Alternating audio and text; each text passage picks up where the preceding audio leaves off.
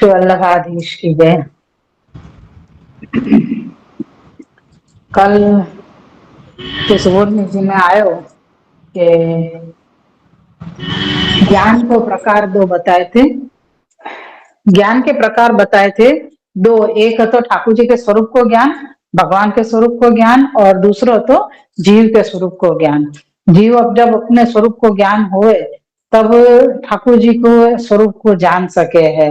यहाँ पे श्री ब्रह्मा जी की स्तुति चल रही है और ब्रह्मा जी ठाकुर जी के जो जो प्राकृत रूप से जो अभी दर्शन हो रहे हैं, ऐसे स्वरूप का दर्शन करके और वो स्तुति कर रहे हैं।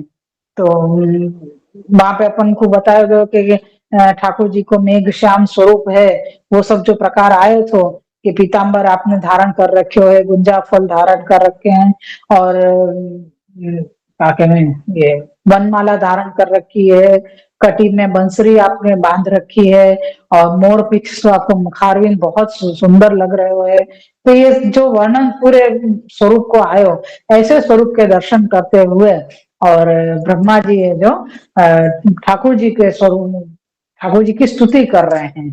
तो वहां में ये अपन को प्रकार बताया तो कि ठाकुर जी को जैसो स्वरूप अपने सामने आवे, वह स्वरूप को अपन को, वह ही स्वरूप से अपन को भक्ति करनी चाहिए। और मतलब कि आप जो भी स्वरूप आपकी इच्छा से जो स्वरूप धारण करे हैं, वह स्वरूप के ऊपर हमारी आसक्ति होनी चाहिए।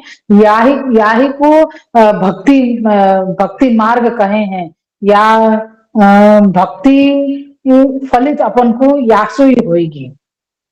तो या को जो ज्ञान है वो ज्ञान होना जरूरी है। या के लिए पूरा प्रकार कल बताया तो तीसरो और चौथो श्लोक भी अपनो कल पूरा भयो, तो वहां तक अपन ने सुबोधनी जी करी थी। आज आगे ले में अपन और भी कुछ रह गया होगा तो जरा देख के बताना पड़ेगा, मुझको एकदम स्मरण नहीं है क्या। तो कल श्री वल्लभाधीश की जय हो। श्री कृष्णाय नमः। श्री गोपीजन वल्लभाय नमः। श्री वाक्पति चरण कमलेभ्यो नमः।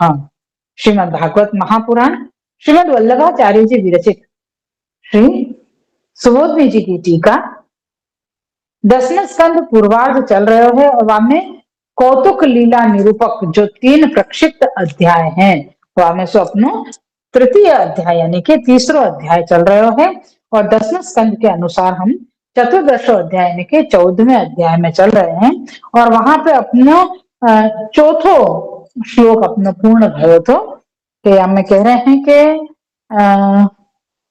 हाँ, कि सत्पुरुष जो रहे हैं उनको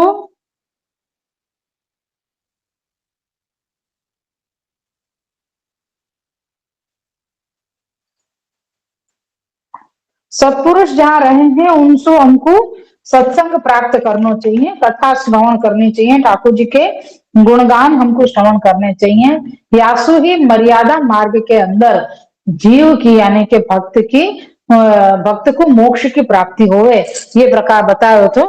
लेकिन स्वयं जो ब्रह्मा जी हैं वो ये कह रहे हैं कि भाई मेरा उद्धार तो जो मैंने आगे जो मेघ श्याम स्वरूप को जो वर्णन कियो, उन स्वरूप से ही मेरे को मोक्ष प्राप्त होएगो, ये यहाँ पे अपन को बताया गया तो। और जो आत्मज्ञान करने वाले, ये बहुत ही गजब की बात बताई थी यानी कि आत्मज्ञान के लिए जो लोग दौड़ रहे हैं, उन आत्मज्ञान के पीछे उनको उनके हाथ में कुछ नहीं आएगा। क्यों नहीं आएगा? क्योंकि वो लोग जैसे धान धान को भूसा में से अलग करने के लिए भूसा को कूटो जाए, लेकिन बिना भूसा यानी धान को जो पौधा हुए वहां में से पौधा को वो खांड खांड के धान अलग किए जाए और भूसा अलग रह जावे। लेकिन अकेले भूसा को तुम कूटोगे तो भूसा को भी नाश हो जाएगा, और वहां में धान है ही नहीं तो धान तो प्राप्त होएगा ही नहीं। तो ऐसे यहाँ पे ये दृष्टांत देके बता रहे हैं कि तुम आत्मज्ञान के पीछे दौड़ रहे हो, तो आत्मबोध तुमको होएगा तो भी क्या लाभ होएगा? जिन साक्षात ठाकुर जी को तुम देख नहीं रहे हो, उन ठाकुर जी को तो तुमने ध्यान नहीं दिया उनके तरफ तो, या उनके तरफ उनके शरणागति में तुम नहीं गए और उनके वर्णन किए बिना तुम आत्मबोधन में चले गए, आत्मा को ज्ञान प्राप्त करने के लिए तुम मैंने परिश्रम कर रहे हो, तप कर रहे हो, तो ये सब तुम कर रहे हो, तो या तो कुछ लाभ नहीं होगा, क्योंकि जहाँ आत्मा में साक्षात सामने विराजते ठाकुर जी विराजमान नहीं है, तो ऐसे आत्मा को ज्ञान प्राप्त करके भी क्या अपन को फल मिलेगा। जैसे कही कि धान निकाले भयो जो भूसा है, और भूसा को तुम कूटोगे तो वह हमें सब धान तो नहीं मिलेगा, लेकिन भूसा भी नाश हो जाएगा, आपको इतना कूटोगे कि वो भूसा भी कछु घास चारा के लायक नहीं रहेगा। तो ऐसा जो यहाँ पे बता रहे हैं, वाकई अपन को समझना है कि नहीं, ठाकुर जी को जो स्वरूप है, जो प्राकृत हमको जो आखन से दिख रहे है, वह स्वरूप में हमारी आसक्ति होनी चाहिए। ये चौथो श्लोक अपनो यहाँ पे पूरा भयो तो आगे को पांचवें श्लोक को आभास है। अस्मिंश्च मार्गे फल सिद्धिर बहुनाम जाते त्याह पुरेति आभासात। इस मार्ग में आए हुए बहुतों को फल प्राप्ति हुई है, यह निम्न श्लोक में कहते हैं। श्लोक पांचवा है। पुरेह भूमन बहवोपि योगिन स्वदर्पितेहा निज कर्म लब्धया विबुद्ध्य भक्त्यैव कथोपनीतया प्रपेर्दिरे जोच्युत ते गतिम पराम। श्लोकार्थ है। हे भूमन, हे अच्युत, इस लोक में पहले बहुत से योगी जन अपनी चेष्टा और कर्मों को आप में अर्पण कर उन अर्पित कर्मों से प्राप्त कथा श्रवण से उत्पन्न भक्ति द्वारा ही आत्मज्ञान को प्राप्त कर अनायास से आपकी परागति को प्राप्त हुए हैं। यहाँ पे बता रहे हैं कि जो सत्पुरुष हैं, जो योगी जन हैं, उनने पहले आपकी स्तुति करके, आपको आपके लिए तप करके, आपको भजन करके, उनने बहुत कुछ आपको कथा श्रवण करके आपके तत्व ज्ञान यानी आत्मबोधन उनने अपने किए और वहां में आपको प्राप्त किए हैं। और दयाकी श्री सुबोधनी जी बता रहे हैं यहाँ पे कि हे भूमन, व्यापक पूर्वमपि विद्यमान इहास्मिन् बहवोपि संघर्षो योगेना वधत भक्ति सामर्थ्या अतएव त्वय्यर्पितेहा चेष्टा यस्ते नैव समर्पण लक्षणेन कर्मणा सेवा लक्षण कर्मणा वा लब्धया भक्त्यैव विबुद्ध्य स्वरूपं ज्ञात्वा हेच्युत केनापि प्रकारेण च्युति रहित ते गतिं मार्ग प्रियेण प्रकारेण त्वं गच्छति ताम प्रपेदिरे पश्चात त्वदनुगानम न कापि चिंता अंजोनाया से नैव परम लोकातीतम प्रपेदिरे प्राप्तवन्तः अतः आत्मज्ञानापेक्षयामप्यव्ययमेव मार्ग उचितः।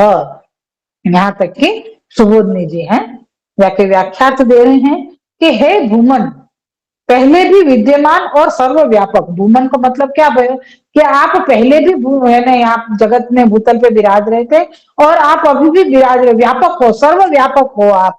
व्यापक आप कह रहे हैं कि हे भूमन, सर्वत्र आप ही आप हो। इस भक्ति मार्ग में बहुत संख्या वाले योगी जन जिन्होंने योग से भक्ति के महात्म्य को जान लिया है, इस कारण से ही अपनी चेष्टाएं एवं सर्व कर्म अर्पण कर दिए हैं। उससे अथवा आपकी सेवा रूप कर्म से प्राप्त भक्ति द्वारा ही आत्म स्वरूप को जानकर हे अच्युत, जिस प्रकार आप जाते हो, जिस प्रकार से आप जाते हो उस गति को वे प्राप्त हुए हैं। यहाँ पे बता रहे हैं कि योगी जन ने आपको कैसे प्राप्त किया है।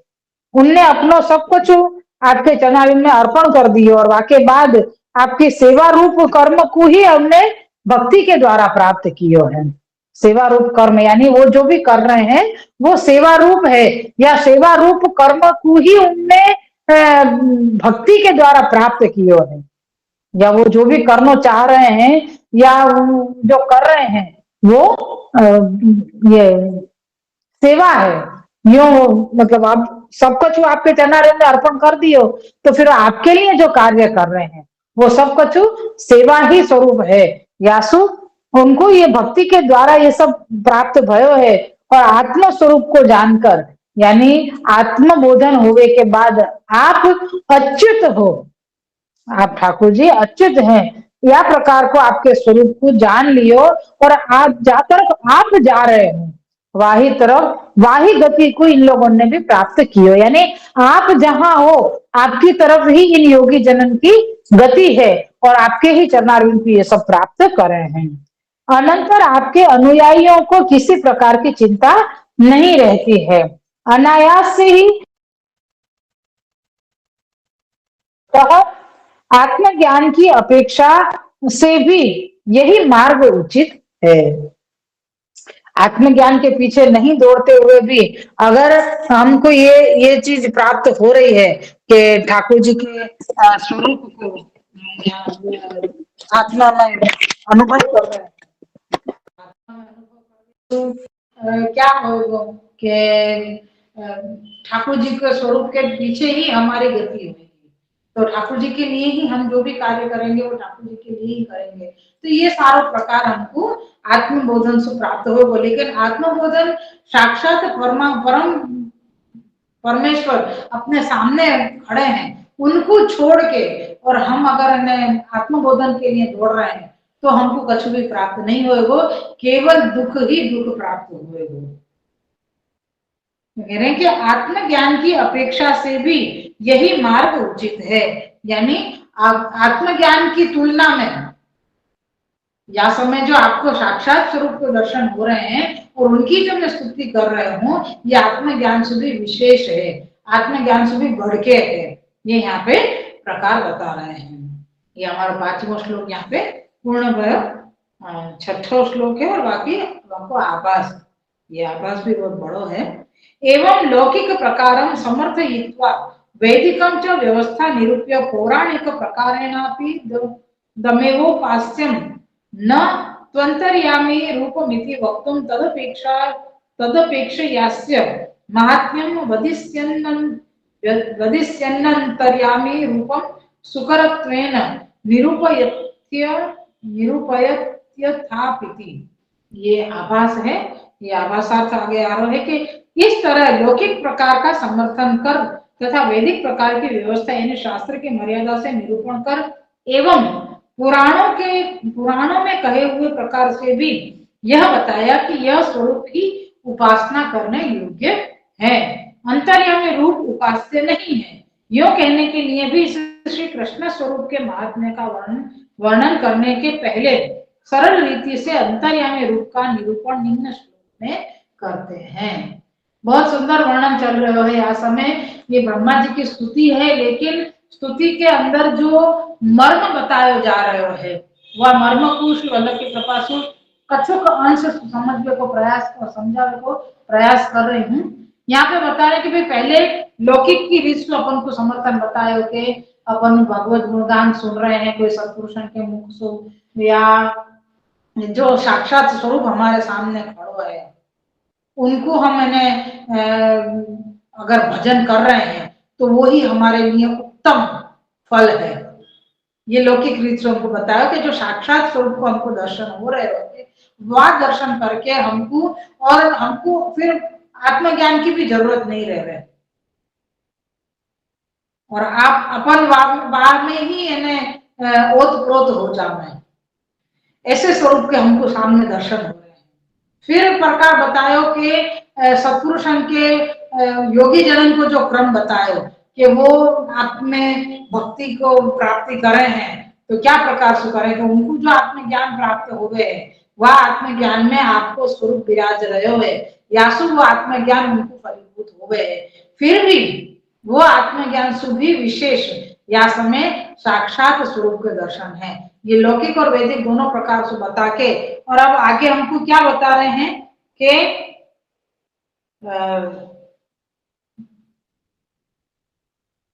बतायो कि अंतर्यामी, अब शास्त्र मर्यादा से भी बता दियो और अब कह रहे हैं कि कौन सा स्वरूप उपासना करने की योग्य है।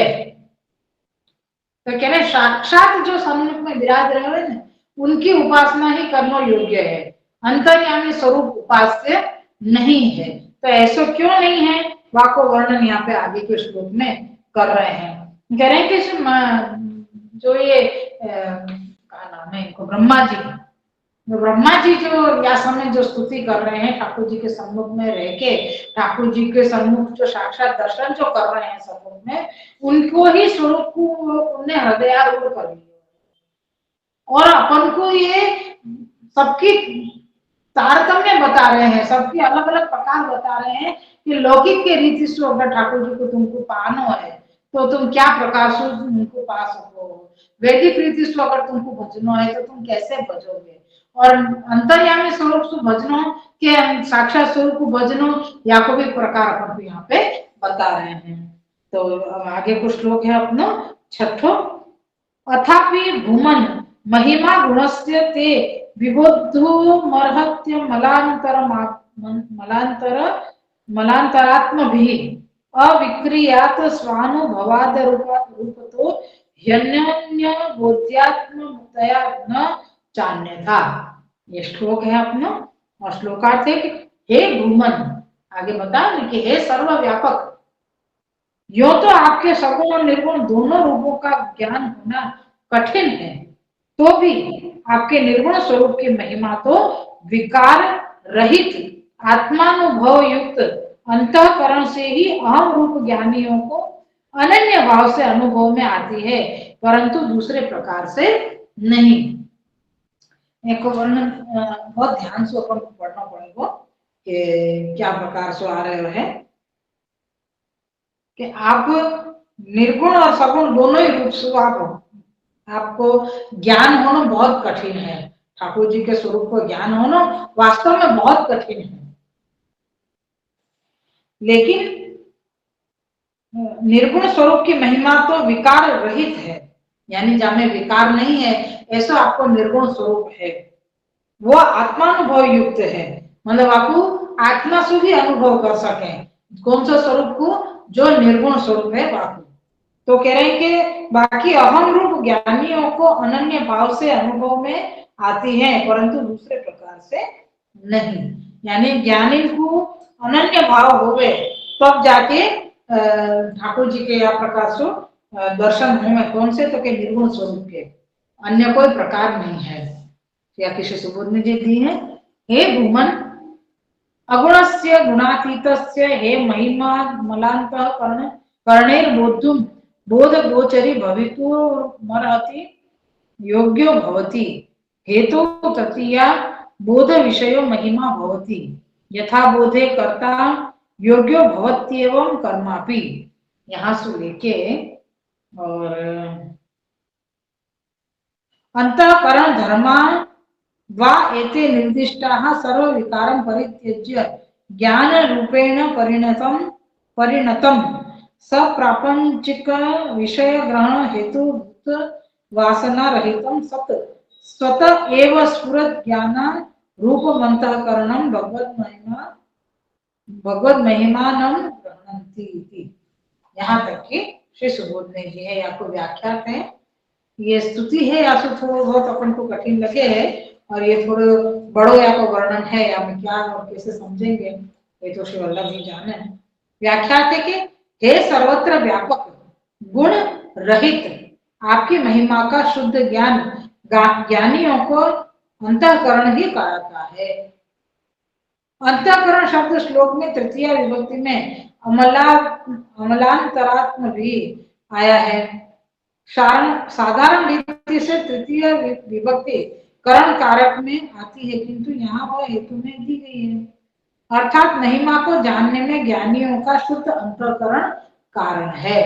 ठाकुर जी को महिमा जानेंगे तो क्या होगा, तो कह रहे हैं कि जिनने ठाकुर जी के अंतःकरण को मतलब उनको महिमा जाने है, उन ज्ञानी को अंतःकरण ठाकुर जी में लग गए है, या अंतःकरण में ठाकुर जी विराज गए हैं, ये यहाँ पे प्रकार बता रहे हैं।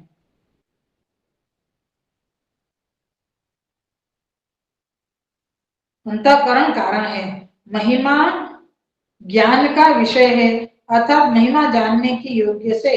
अतः जानने के लिए जैसे कर्ता योग्य होता है वैसे ही कर्म भी योग्य होना चाहिए।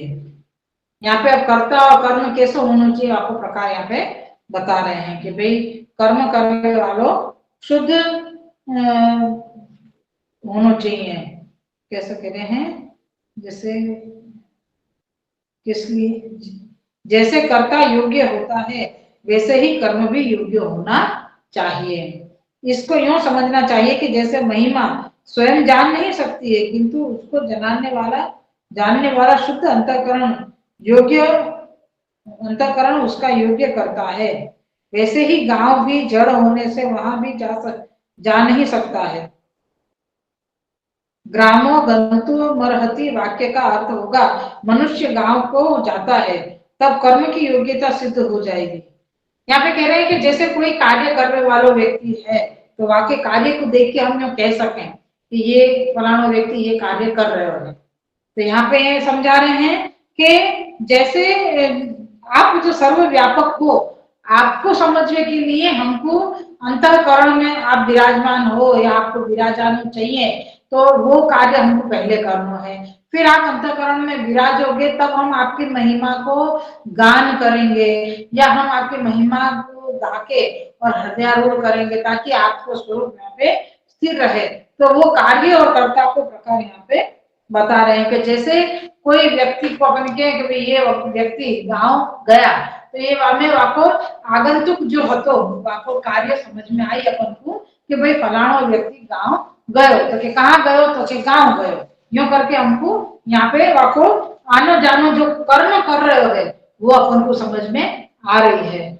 ऐसे ही कह रहे हैं कि यहाँ पे ठाकुर जी जब अंतःकरण में पधारे या आपकी महिमा को आप जनावे की इच्छा करें हैं तब जाके हमारे शुद्ध अंतःकरण में या को ये ठाकुर जी को गुणगान करने के लिए हमको प्रेरित करे हैं। यानी योग्य कर्ता और योग्य कर्म ये दोनों चीज हमको साथ में चाहिए है। या को अर्थ ये समझा रहे हैं कि आशय समझ में आ जाएगा जैसे निर्मल दर्पण में बिना प्रयास के मुख स्वयं प्रकाशित होता है वैसे ही अमल का यानी मल रहित साफ का ग्रहण कर लेता है। अमल अंतःकरण में महिमा स्वतः प्रकाशित हो जाती है। शुद्ध अंतःकरण सत्व रूप होने से महिमा का ग्रहण कर लेता है। शुद्ध अंतःकरण महिमा के ग्रहण नहीं करने में किसी प्रकार का कोई कारण नहीं है। ये प्रकार में कुछ कुछ वाक्य समझ में आ रहे हैं और कुछ वाक्य ऊपर से जा रहे हैं या जैसे समझ में आएगा इसे प्रकार से समझाने की कोशिश करूंगी। आपसे आचार्य जी आप क्या आज्ञा कर रहे हैं ये थोड़ा समझने में कठिन हो रहे हैं कि शुद्ध अंतःकरण सत्व रूप होने से महिमा का ग्रहण कर लेता है और शुद्ध अंतःकरण महिमा के ग्रहण नहीं करने में किसी प्रकार का कोई कारण नहीं है। यदि कोई कहे कि शुद्ध सत्वगुण रूप अंतःकरण विकार वाली वस्तु को ग्रहण नहीं करता है तो इस शंका के मिटाने के लिए श्लोक में अविक्रियात शब्द दिया है कि उसमें महिमा किसी प्रकार का विकार नहीं है। शुद्ध चित्त आत्मगामी होने से आत्मा में स्थिर पदार्थ को ही ग्रहण करता है। महिमा आत्मा में भी स्थित है इस प्रकार से भी महिमा ग्रहण करने के योग्य है। इसको सिद्ध करने के लिए श्लोक में स्वानुभवात पद दिया है। ये श्रवण कर लेना ही अपने लिए उचित रहेगा क्योंकि बहुत कठिन हमें समझ में नहीं आ रही है कि आप महिमा को अंतःकरण सु क्या प्रकार सु जोड़ हो रहा है ये समझ में नहीं आ रहा है मेरे। तो शिवल्लभ समझाएंगे वह हिसाब से बताऊंगी फिर आगे। तो कह रहे हैं कि या को सिद्ध करने के लिए श्लोक में स्वानुभवात पद दिया है। आत्म के अनुभव से ही महिमा का अनुभव होता है। यदि स्व शब्द का अर्थ महिमा लिया जाए तो भी महिमा का अंतःकरण में अनुभव होने से आत्मा का भी अनुभव हो जाता है। पे आत्मा को भी अनुभव हो जावे है, अपने आप ही हो जावे है। क्यों? क्योंकि ठाकुर जी की महिमा अंतःकरण तक पहुंच गई है। जो निर्गुण की ऐसी महिमा न होवे तो अंतःकरण में ज्ञान ही ना हो सके। ये अभी जो भी प्रकार ये सब आ रहे हैं ना, ये सब मर्यादा मार्ग को क्रम बता रहे हैं। अपने में देखे जाओ तो मिश्र पुष्टि और मर्यादा को क्रम बता रहे हैं यहाँ पे। मतलब है मर्यादा पर यहाँ में पुष्टि को कार्य भी होवे है, तो वह प्रकार से मिश्र पुष्टि प्रकार यहाँ पे बताया जा रहा है। तो कह रहे हैं कि ऐसी महिमा ना हुए तो अंतःकरण में ज्ञान ही न रहे। इस कारण से आत्मा का ग्रहण करते हुए वह अनुभव अपने उत्पन्न कर्ता का ज्ञान कराता है। मैं आज यहीं रखूंगी क्योंकि हमें बहुत सारी ऐसी चीज आई है कि समझ में नहीं आ रही है। ज्ञान ज्ञान ज्ञान को ये सब प्रकार आए जा रहे हैं, आत्मा अंतःकरण और ये सब प्रकार आ रहे है। पढ़ लो एक बार, है ना, शिवल्लभ की कृपा से शायद समझ में आ जाए बच्चों। तुम लोगों को घंटा नहीं आवे लग जाएगी, मैं नीचे झुक के बांचती जाऊंगी तो कहीं तुम्हें लगे कि जाने का जे पढ़े जा रहे हैं मोड़ा नीचे करके, तो ऐसा ना होए। या सो थोड़ा ध्यान दे के सुनवे की और समझवे को भी प्रयत्न करियो। अगर समझ में आवे तो थोड़ा सा मुझको भी समझियो कि आत्मा ही अनुभव रूप है। आत्मा अनुभव रूप होने से आप ही अपने को प्रकाश करता है। और जब अंतःकरण शुद्ध होकर ब्रह्म रूप हो जाता है तब रूप वाले पदार्थों को वह ब्रह्म रूप अंतःकरण ग्रहण नहीं करता है। और जब अंतःकरण शुद्ध होकर ब्रह्म रूप हो जाता है तब रूप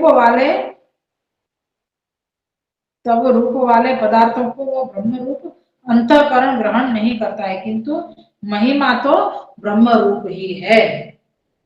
ब्रह्म से पृथक महिमा का कोई रूप नहीं, अतः उसको ब्रह्म रूप अंतःकरण जान सकता है। इसलिए श्लोक में अनन्य बोध्यात्मकतया पद आया है, जिसका भावार्थ यह है कि महिमा का स्वरूप दूसरे दूसरे से अंतःकरण से जाना जा सकता है, क्योंकि इसका स्वरूप आत्म रूप से प्रकाशित होते हुए भी भिन्न प्रतीत होते हैं। उसका कारण है कि ये अंतःकरण में धर्म ही बताए गए हैं। तात्पर्य यह है कि सर्व प्रकार के विकारों को त्याग कर प्रपंच के विषयों को ग्रहण करने वाली वासना रहित होके ज्ञान रूप हुआ स्वतः प्रकाशमान स्वरूप अंतःकरण को बोध अंतःकरण भगवान की महिमा को ग्रहण करता है। श्री वल्लभाधीश विजय। ये पांचों और छठों दो श्लोक अपने यहाँ पे पूरे हुए हैं। या मैं उनको अंतःकरण महिमा और ये सब गोल गोल गोल गोल घूमने के बाद मेरे को कुछ समझ में नहीं आई है, या सो आपके श्री वल्लभ के चरणारविंद में समर्पण करूँ कि आप ही कृपा करके आगे समझाएंगे। आगे आपको कुछ निराकरण निकले तो अपन वह प्रकार से अपन कल देखेंगे। यहाँ पे श्लोक 7वां और आपको आभास है, ये सब अपन कल लेंगे। श्री वल्लभाधीश આગળ જઈને પછી કે સમજણ પડશે તો એમાં ફરીથી લઈશું કે આમાં અંતઃકરણનો બોધ કરવા માટે ઠાકોરજીની મહિમાનો જ્ઞાન હોવું જરૂરી છે, યા તો ઠાકોરજીની મહિમા સાંભળવાથી અંતઃકરણ શુદ્ધ થાય છે અને ઠાકોરજીમાં બિરાજે છે અને એવા સ્વરૂપને આપણે ભજવું એવો કઈ આગ્રહ કરી રહ્યા છે કે શું આપ આજ્ઞા કરી રહ્યા છે, એકદમ સમજ નથી પડી રહી મને। तो